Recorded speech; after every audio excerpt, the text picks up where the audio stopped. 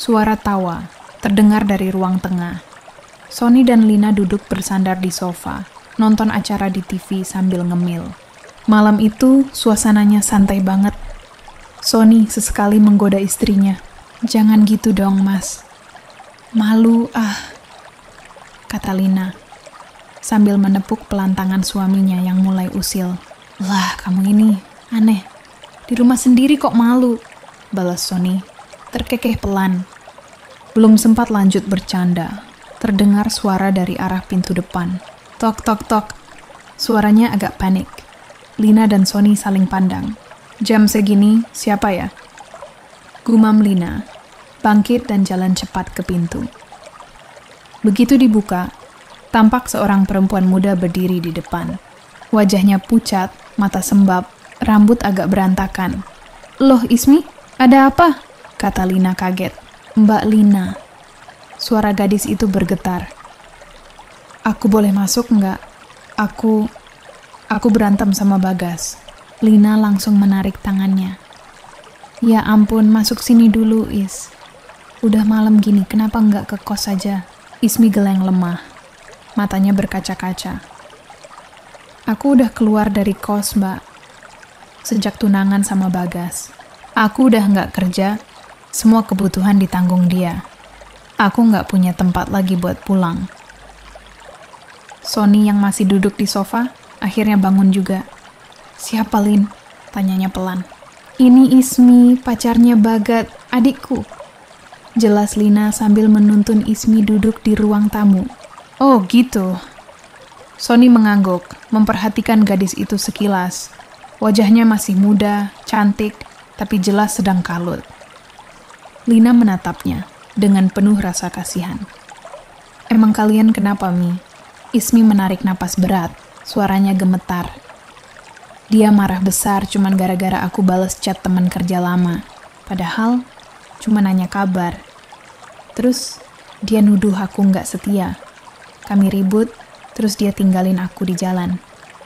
Lalu Sony ikut nimbrung duduk di seberang, tangannya di atas lutut. "Lah, Bagas tuh gimana? Perempuan jauh dari rumah gini, harusnya dijagain, bukan dimarahin."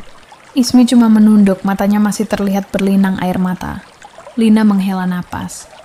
"Udah, kamu tenang dulu aja ya. Nanti baru kita pikirin besok mau gimana." Ia lalu berdiri, mengambil segelas air putih dari dapur dan memberikannya ke Ismi. "Minum dulu, biar adem." Sony menatap jam dinding. "Udah hampir jam 11, Lin. Gimana kalau Ismi nginep di sini dulu malam ini?" "Iya, aku juga mikir gitu," jawab Lina. "Is, kamu tidur aja di kamar depan ya. Besok pagi baru kita ngobrol lagi." Ismi menatap Lina penuh rasa terima kasih. "Makasih banyak ya, Mbak. Aku nggak tahu harus kemana soalnya." "Udah, nggak usah mikir macem-macem. Kamu ganti baju aja biar nyaman. Bentar ya. Aku ambilin baju. Kamu ganti baju ya," kata Lina sambil menuju lemari. Sony memperhatikan keduanya sekilas sebelum kembali duduk di sofa. Suasana jadi agak tenang lagi. Dari dapur, terdengar suara air mengalir. Dan tak lama kemudian Ismi keluar bawa minum. Rambutnya diikat seadanya. Wajahnya kelihatan lelah, tapi lebih tenang. "Udah, kamu ganti baju dulu, terus istirahat ya, Is," kata Lina lembut. Ismi mengangguk melirik Sony sebentar. "Makasih, Mas Sony." Sony cuma tersenyum tipis. "Santai aja, nggak usah sungkan. Kalau ada perlu apa, bilang ke Lina ya." Setelah pintu kamar depan tertutup, Lina kembali duduk di sebelah suaminya. "Kasihan ya Ismi, aku dulu pernah kerja bareng dia. Anak itu rajin banget loh," ucap Lina pelan. Sony mengangguk. "Aku baru tahu kalau dia sering ribut sama Bagas. Ya, semoga mereka besok bisa baikan lah." Tapi malam itu, saat TV dimatikan dan rumah mulai sunyi, Sony sempat melirik ke arah kamar depan yang lampunya masih menyala. Ada rasa iba.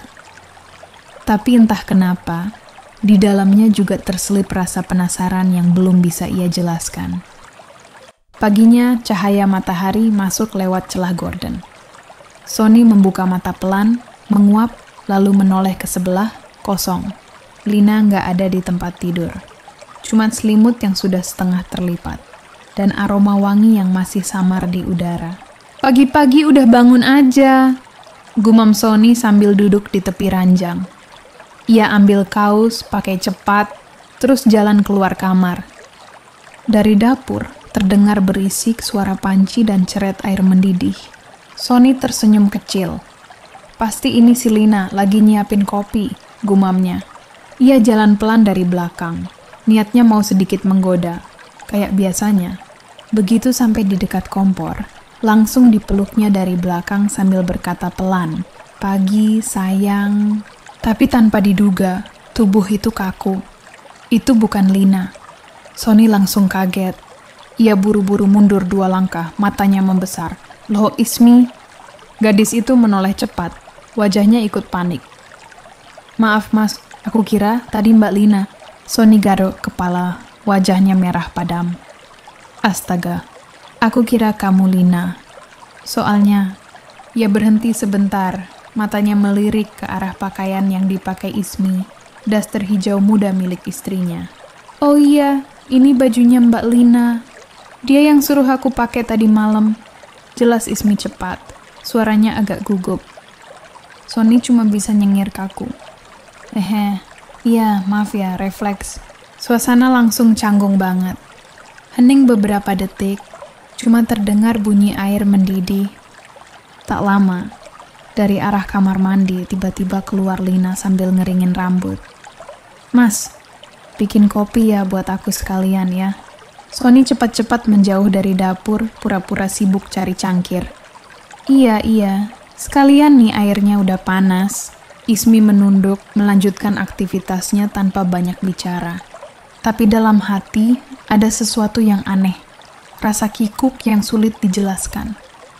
Sementara Sony berusaha keras terlihat tenang, padahal jantungnya masih deg-degan karena salah peluk barusan. Tak lama, mereka bertiga duduk di meja makan. Lina sudah rapi, rambut masih agak lembab sambil makan roti bakar. Ismi duduk di seberang, sesekali senyum sopan terlihat biasa aja. Sony di tengah, mencoba fokus pada sarapannya, tapi matanya beberapa kali tak sengaja bertemu pandang dengan Ismi. "Ismi, nanti siang kamu mau gimana?" Tanya Lina ringan sambil menyeruput teh.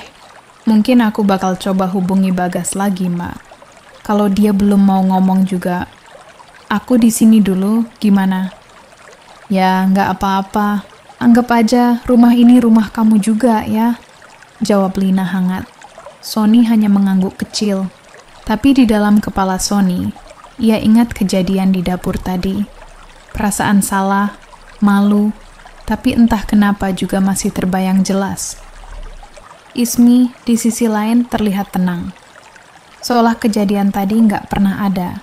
Tapi setiap kali Sony menunduk untuk mengambil sendok atau meneguk kopi, ia tahu, gadis itu juga mencuri pandang sesekali.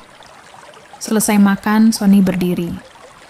"Aku mandi dulu, bentar lagi berangkat kerja bareng kamu, Lin." "Iya, Mas. Aku siap-siap juga ya," jawab Lina sambil membereskan meja. Begitu Sony masuk kamar mandi, air langsung mengalir deras. Di luar, Ismi membantu Lina mencuci piring. "Mas Sony kerjanya di mana, Mbak?" tanya Ismi pelan, mencoba basa-basi. "Di kantor pemborongan Project Me. Dia bareng aku, cuma beda divisi," jawab Lina tanpa curiga. Setengah jam kemudian, Sony dan Lina berangkat bersama. Sebelum berangkat, Lina sempat menoleh. "Ismi, kamu istirahat aja ya. Kunci cadangan ada di rak depan." "Iya, Mbak. Makasih banyak." Begitu motor mereka menjauh, rumah itu akhirnya menjadi sepi. Ismi duduk di ruang tamu, menatap kosong ke arah cangkir yang masih hangat di meja. Ia mengembuskan napas panjang. Di hatinya ada perasaan campur aduk, antara malu, bingung, dan sesuatu yang mulai tumbuh tanpa ia sadari.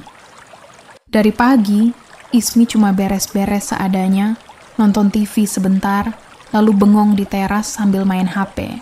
Grup chatnya sepi, panggilan dari Bagas juga nggak ada.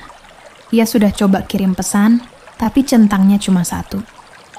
Tanpa terasa, jam sudah menunjukkan hampir pukul 4 sore. Angin sore masuk lewat jendela, membawa aroma dapur dari rumah tetangga yang mulai masak buat makan malam. Ismi duduk lagi di depan TV, tapi nggak dinyalain. Matanya kosong, pikirannya jauh kemana-mana. Tiba-tiba suara mobil berhenti di depan pagar. Sony baru pulang. Ia turun sambil nenteng tas kerjanya, terus masuk ke rumah. Assalamualaikum. Nggak ada jawaban. Begitu melongok ke ruang tengah, ia lihat Ismi duduk diam di sofa, memeluk bantal, menatap kosong ke arah layar TV. Ismi? Panggil Sony pelan. Ismi menoleh sedikit terkejut. Mas Sony, udah pulang ya? Lah Mbak Lina, mana? Lina tadi nelpon, katanya pulangnya agak telat. Aku balik duluan, jawab Sony sambil naruh kunci di meja kecil. Ia memperhatikan Ismi sejenak. Wajah gadis itu kelihatan lelah, matanya sembab lagi. Kamu kenapa, Ismi? Masih kepikiran masalah sama Bagas ya? Ismi menunduk pelan. Iya, Mas. Aku udah hubungin dia, tapi masih nggak dibales.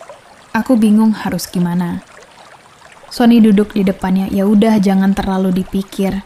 Kadang cowok tuh butuh waktu. Kamu istirahat, jangan nangis terus. Ismi menatapnya sekilas dan tersenyum kecil. Makasih ya, Mas. Aku jadi malu, dari kemarin malah nyusahin kalian. Nggak usah mikir gitu. Rumah ini kan rumah keluarga juga, kata Sony sambil tersenyum ramah. Suasana sedikit cair. Sony berdiri, lalu melirik ke arah dapur. Kamu udah makan belum? Aku lapar nih, Ismi geleng. Belum juga sih, Mas. Dari tadi siang cuma minum teh. Sony garuk kepala. Ya udah, gimana kalau kita masak bareng aja, biar nggak bosan? Ismi sempat ragu, tapi akhirnya mengangguk.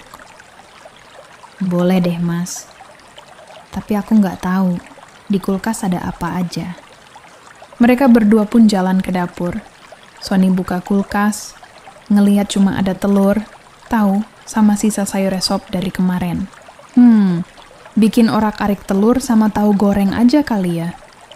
Ismi ketawa kecil.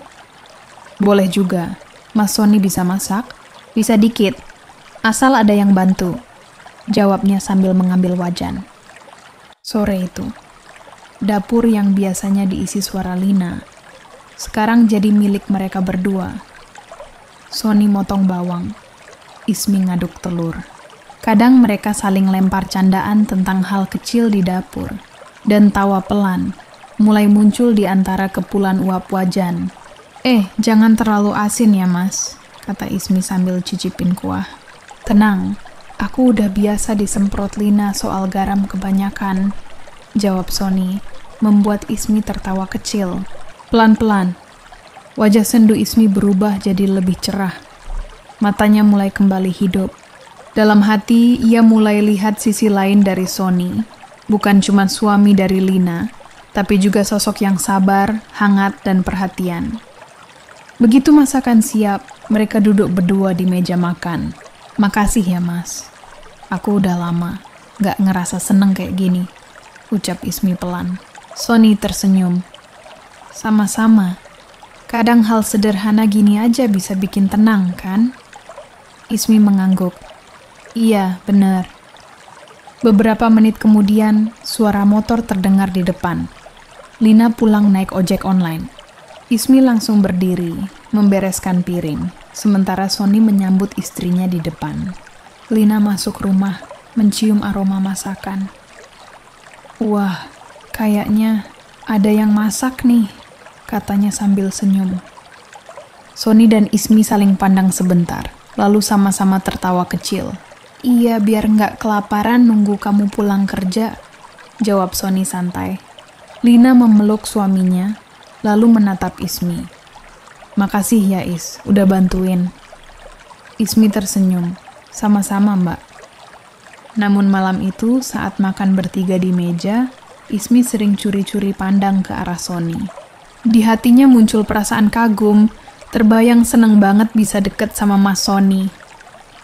Di sisi lain, Sony masih merasakan satu hal. Sesuatu di dalam dirinya mulai berubah.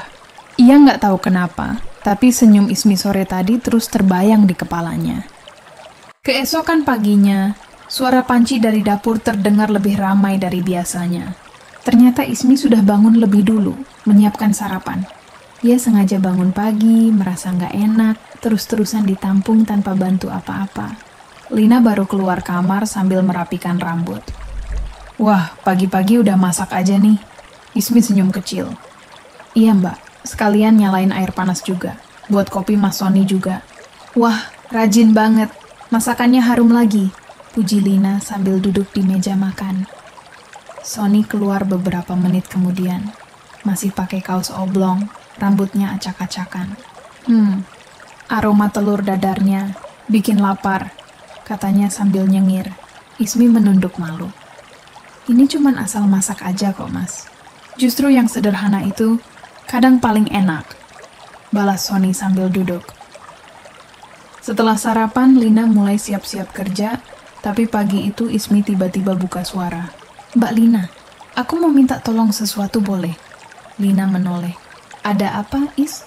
Aku pengen balik kerja. Di tempat lama kira-kira masih bisa nggak ya mbak? Aku janji, bakal rajin kayak dulu. Lina terdiam sebentar. Aku kasihan Is, tapi udah ada gantinya.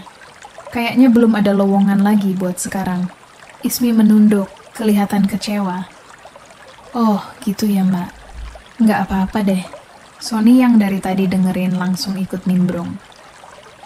Kalau gitu, mau kerja di tempat lain nggak?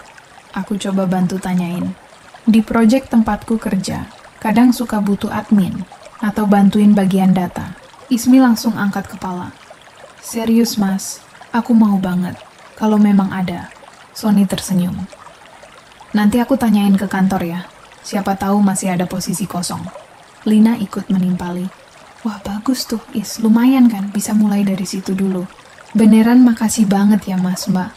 Aku jadi semangat lagi. Kata Ismi dengan mata yang mulai berbinar. Hari itu, suasana sarapan jadi lebih hangat dari biasanya. Ismi tampak lega, seperti punya harapan baru. Tak lama setelah obrolan pagi itu, Sony berangkat kerja bareng Lina. Tapi sebelum naik, ia sempat menatap Ismi yang berdiri di depan pintu, sambil melambaikan tangan. Aku kabarin ya kalau udah dapet info lowongan, katanya. Ismi tersenyum lembut. Iya mas, makasih banyak. Sony membalas senyumnya.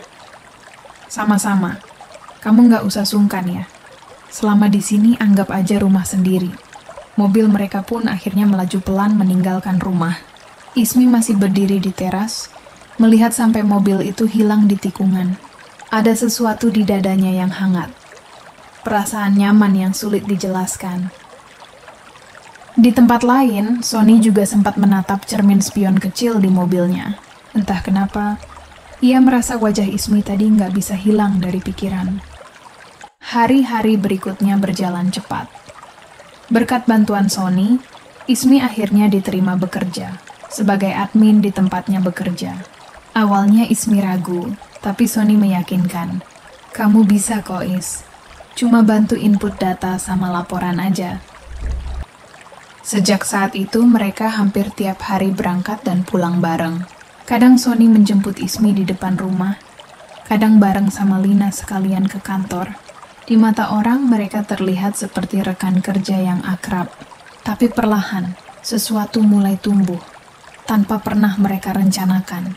Ismi merasa nyaman setiap kali bersama Sony. Pria itu sabar, sopan, dan perhatian dengan cara yang sederhana. Ngingetin makan siang, bantu benerin data komputer, atau sekadar bawain minuman pas lembur. Di sisi lain, Sony pun merasa keberadaan Ismi bikin hari-harinya lebih ringan. Ia nggak sadar kapan tepatnya mulai merhatiin hal-hal kecil. Cara Ismi menunduk, atau suaranya yang lembut saat bicara. Mereka berdua tahu ada batas yang nggak boleh dilewati. Tapi kadang, batas itu terasa makin tipis. Suatu sore, saat mereka pulang bareng kebetulan pas naik motor, hujan turun tiba-tiba. Mereka berteduh di warung kecil dekat proyek, duduk berdampingan di bangku kayu sambil nunggu reda. Mas aku boleh jujur? Tanya Ismi pelan. Sony menoleh, sedikit heran. Boleh, kenapa Is? Ismi menatap keluar, ke arah hujan. Aku kadang bingung. Aku senang bisa kerja lagi. Tapi aku juga takut, Mas. Takut kenapa? Takut terlalu nyaman, Mas.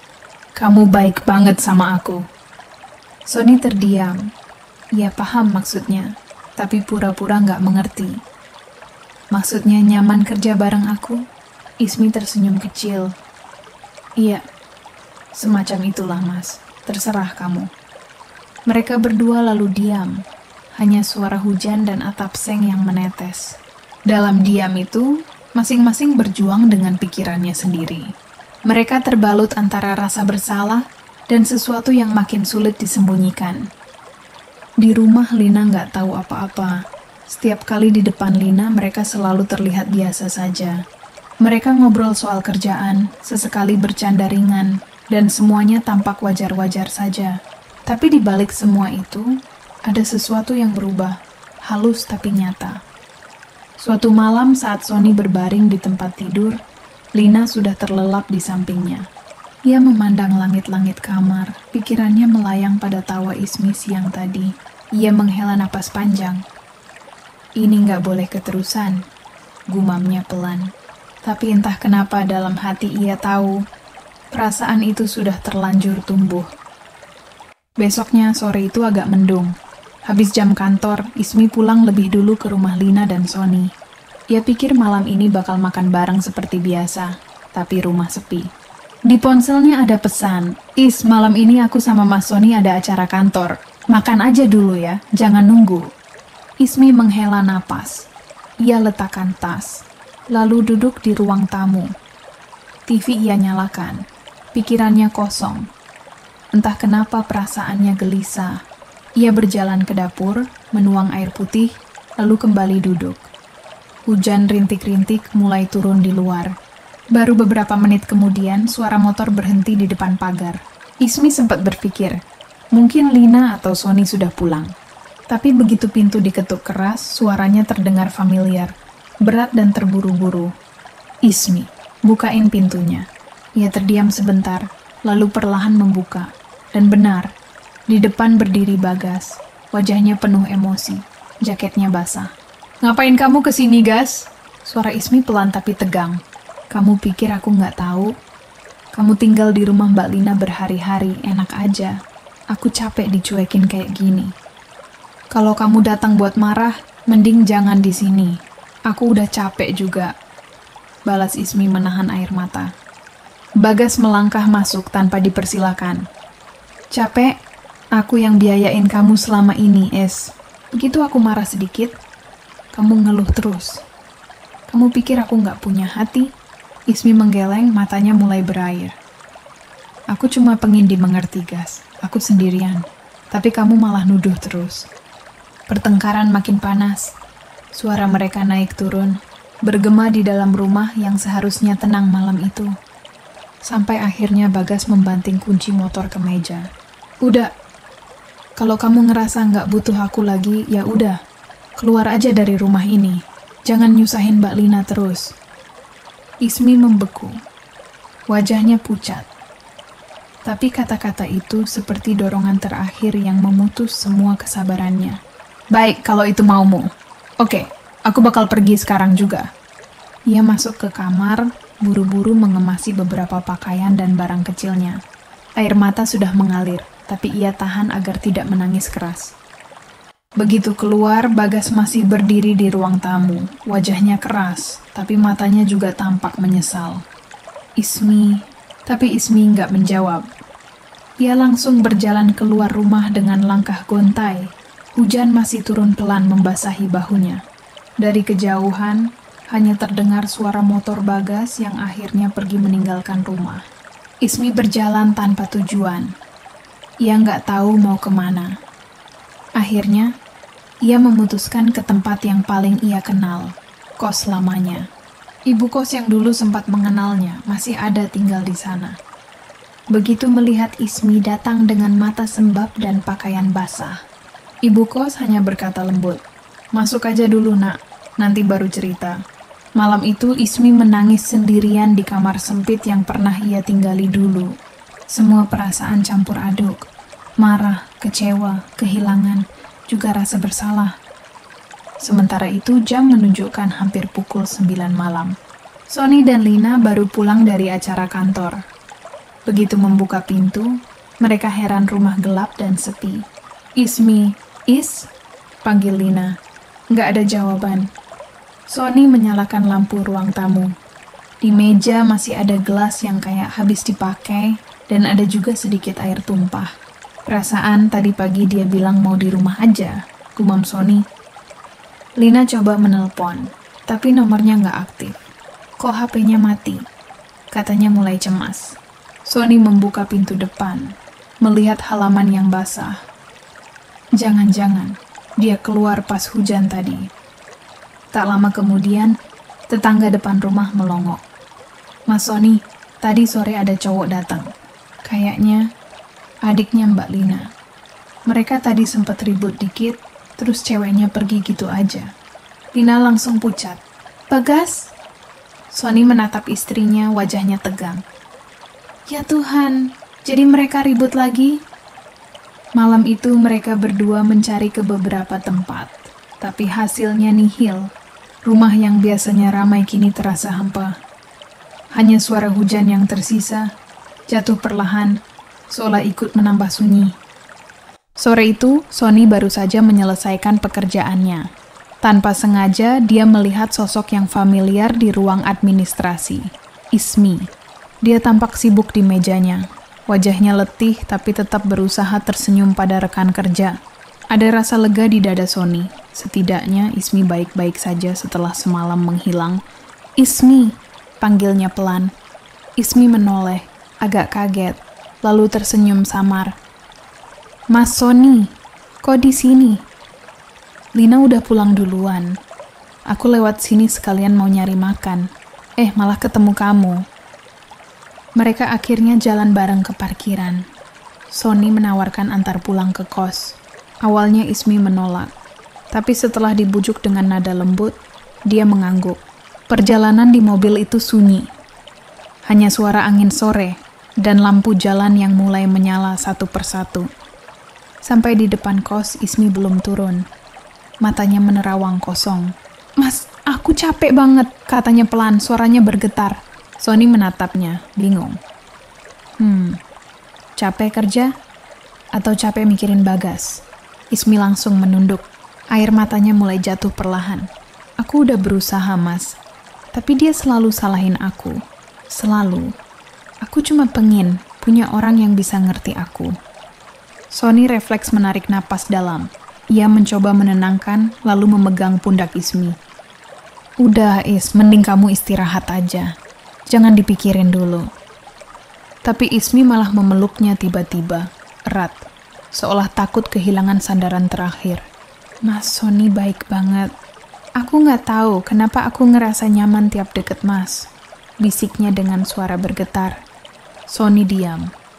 Dada berdebar. Ada rasa kasihan, tapi juga ada sesuatu yang lebih dalam, yang tak bisa dia tolak. Hujan rintik-rintik mulai turun, membuat suasana makin larut. Pelukan itu tak segera lepas. Dan di antara derasnya hujan, di sela dinginnya malam, mereka akhirnya melewati batas yang tak seharusnya. Bukan karena nafsu, tapi karena sama-sama rapuh, sama-sama kehilangan arah. Setelah semuanya terjadi, Sony duduk lama di tepi ranjang kos itu. Nafasnya berat, pandangannya kosong. Hujan di luar masih menetes, tapi dalam dadanya terasa lebih gaduh daripada suara hujan. "Astaga, aku udah ngelakuin hal bodoh," gumamnya lirih, merasa menyesal.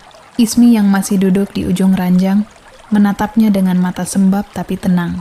"Mas, jangan nyalahin diri sendiri terus, aku nggak apa-apa kok," ucapnya pelan. Sony menunduk, menggenggam kepala. "Aku udah punya istri, Ismi. Aku nggak seharusnya..." "Udah Mas, udah. Ini terjadi karena aku yang salah juga," potong Ismi cepat. "Aku yang mulai duluan. Aku yang nggak bisa nahan perasaan. Tapi aku sadar kok, aku nggak mau nyusahin Mas." Sony menatapnya sekilas, mata mereka bertemu dalam diam yang menyesakkan. Ismi kemudian berdiri, merapikan bajunya. "Mas pulang aja sekarang, Mbak Lina pasti nunggu. Aku baik-baik aja di sini," katanya lembut. Mencoba tersenyum walau wajahnya tampak hancur dari dalam. Sony tak bisa bicara lagi. Ia hanya mengangguk, bangkit, lalu berjalan keluar. Di depan pintu, Ismi menahan napas, lalu berkata lirih, "Makasih ya mas, buat semuanya." Sony menghilang dari pandangan. Pintu menutup perlahan. Hanya tersisa suara hujan. Di rumah, jam sudah hampir pukul 9 malam, suasana sepi. Lina duduk di ruang tamu, menatap ponsel yang berkali-kali ia tekan nomor suaminya, tapi tak diangkat juga. Begitu suara motor terdengar di depan rumah, Lina langsung berdiri. "Mas Sony, kemana aja? Aku khawatir loh," ujarnya setengah lega setengah kesal. Sony berusaha tersenyum, lalu menaruh helm dan kunci motornya di meja. "Maaf, tadi ada acara bareng teman kantor. Sinyal di tempatnya jelek banget." Lina menghela napas panjang, lalu menatapnya lembut. "Ya udah, yang penting pulang selamat." Sony ikut tersenyum kecil, tapi di balik senyum itu, dadanya penuh sesak. Malam itu, Sony dan Lina makan malam bareng seperti biasa. Lina cerita soal pekerjaan, sementara Sony hanya mendengarkan, kadang mengangguk, kadang menatap kosong ke piringnya. Ia sadar, hidupnya baru saja berubah, dan tak ada yang akan benar-benar sama lagi. Hari-hari setelah itu, terasa panjang bagi Sony. Ia berusaha menjalani segalanya seperti biasa. Berangkat pagi bersama Lina, bercanda kecil di meja makan, pulang kerja sore hari, bahkan di kamar seperti biasa. Tapi di dalam dirinya, ada sesuatu yang sudah berubah. Meski ia sendiri tak berani mengakuinya. Setiap kali membuka ponselnya, ada dorongan untuk sekadar melihat nama Ismi di daftar kontak. Tapi begitu layar menyala, ia sadar sudah memblokir semuanya. Nomor, pesan, bahkan media sosial. Semua itu ia lakukan bukan karena benci, tapi karena takut. Takut kalau perasaan itu tumbuh lagi dan akhirnya menghancurkan rumah tangganya sendiri. Namun justru karena mencoba melupakan, bayangan Ismi malah semakin sering datang. Ketika makan pagi, ia teringat tawa lembut Ismi waktu mereka masak bersama. Ketika melewati parkiran kantor, terbayang lagi sosok Ismi yang dulu ia antar pulang dengan mata sembab. Dan tiap malam, ketika Lina sudah terlelap, Sony hanya bisa menatap langit-langit kamar. Menyesali sesuatu yang sudah terlanjur terjadi, tapi tak mungkin diulang. Seminggu berlalu, dan Sony mulai sadar, sudah beberapa hari Ismi tak terlihat di kantor. Awalnya ia mengira Ismi sedang cuti, atau mungkin sengaja menghindar, tapi ketika rasa penasarannya semakin besar, ia akhirnya bertanya pada salah satu staf HR. "Ismi udah resign, Mas," jawab mereka santai. "Katanya mau pulang kampung, ngurus orang tuanya." Sony tercekat. Ia tak bisa langsung menjawab, hanya mengangguk pelan lalu beranjak pergi. Langkahnya terasa berat. Dalam hati ada sesuatu yang hampa, seperti kehilangan seseorang, yang sebenarnya tak pernah benar-benar ia miliki. Sore itu, Sony nekat mampir ke kos lama tempat Ismi tinggal dulu. Tapi kamar yang dulu sering menyala kini tertutup rapat, gemboknya menggantung di daun pintu. Ia berdiri di sana beberapa saat, memandangi pintu yang tak lagi terbuka untuknya. Rasanya aneh, seolah semua yang pernah terjadi benar-benar hilang, seperti tak pernah ada. Malamnya, Sony sampai di rumah. Lina sedang duduk di ruang tamu sambil melipat pakaian. Wajahnya lembut, tersenyum ketika melihat suaminya datang. "Mas, kok lama banget pulangnya? Macet ya?" Sony menghela napas kecil, lalu duduk di sebelahnya. "Iya sayang, maaf ya, tadi mampir sebentar ketemu teman kantor." Lina mengangguk lalu berkata, "Untung aku nggak nungguin makan. Kupanasin lagi ya." Sony tersenyum lemah. "Nggak usah, nggak apa-apa, aku nggak terlalu lapar." Mereka bicara seadanya malam itu. Lina tampak tenang, seolah tak ada yang aneh. Tapi di dalam hati Sony, ada gelombang rasa bersalah yang makin dalam. Ia memandangi wajah istrinya, perempuan yang selalu setia menunggu, tanpa tahu apa yang sudah terjadi di belakangnya. Malam semakin larut. Sony berbaring, tapi matanya tak juga mau terpejam. Lina sudah tertidur di sebelahnya. Napasnya teratur. Sementara di kepala Sony, kenangan tentang Ismi datang silih berganti. Senyumnya, suaranya, pelukan terakhir di bawah hujan. Ia tahu semuanya sudah berakhir. Tapi bagian kecil di hatinya menolak untuk benar-benar melepaskan. Ismi mungkin sudah jauh. Mungkin sedang mencoba memulai hidup baru tanpa menoleh ke belakang. Sedangkan ia hanya bisa berdoa agar kesalahannya tak sampai menghancurkan orang yang ia sayangi. Dan malam itu, di antara sunyi dan rasa bersalah yang menekan dada, Sony akhirnya sadar. Beberapa pertemuan memang ditakdirkan untuk menjadi rahasia. Rahasia yang tak akan pernah bisa diceritakan, tapi juga tak akan pernah bisa dilupakan.